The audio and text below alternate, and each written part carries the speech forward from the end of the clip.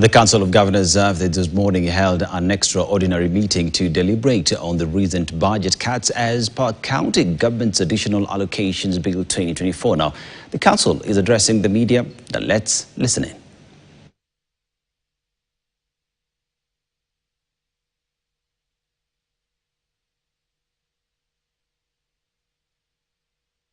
Of the press, citizens of Kenya, the Council of Governors expresses its deep concern and unequivocal condemnation of the arbitrary diversion of development partners' conditional grants due to county governments in the consideration and passage of the county government's additional allocation bill 2025. This blatant act is yet another attempt to systematically cripple service delivery across the 47 county governments, an affront to the devolution agenda as enshrined in the Constitution of Kenya 2010.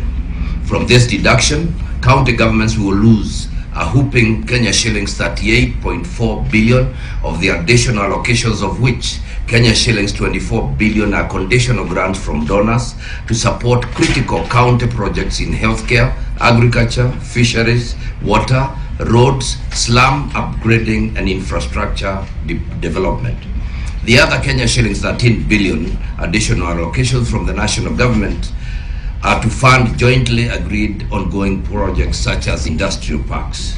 This latest move is not an isolated incident, but rather a continuation of deliberate and unjustified reduction of equitable share of revenue under the pretext of revenue shortfalls. On the contrary, the national government has increased its expenditure by at least Kenya shillings 114 billion in the recently enacted Supplementary Appropriation Act 2025. The National Treasury attributes these cuts on the pretext that counties are not able to absorb the additional allocations in this financial year. These fallacious assertions depict how the national government casually handles their devolution agenda. It should be noted that counties had already made commitments to finance the ongoing projects. It is becoming increasingly apparent that these systematic budgetary cuts are designed to cripple county governments, hinder effective service delivery, and ultimately discredit and kill the devolved system of governance.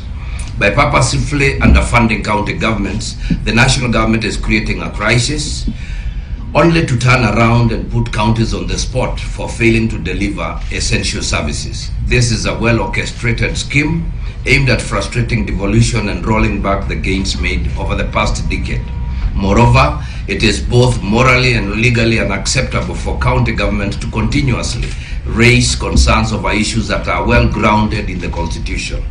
The right of counties to be adequately resourced is not a privilege, but a constitutional guarantee. We wish to applaud and appreciate the Senate for continuously defending devolution as provided in the Constitution. We implore the Senate to stand firm with the people of Kenya and the Council of Governors in resisting these unconstitutional budgetary reductions and safeguarding the gains of devolution. In this regard, the Council of Governors demands the immediate restoration of all the diverted funds to county governments to ensure uninterrupted service delivery, failure to which county governments will shut down its services in the next 14 days. Further, we demand that the National Treasury immediately releases the county equitable share, which is in arrears of 3 months, amounting to Kenya shillings 78.03 billion for the months of January, February, and March. In conclusion, we wish to reiterate that devolution is here to stay. The people of Kenya can attest to the benefits of this system of governance.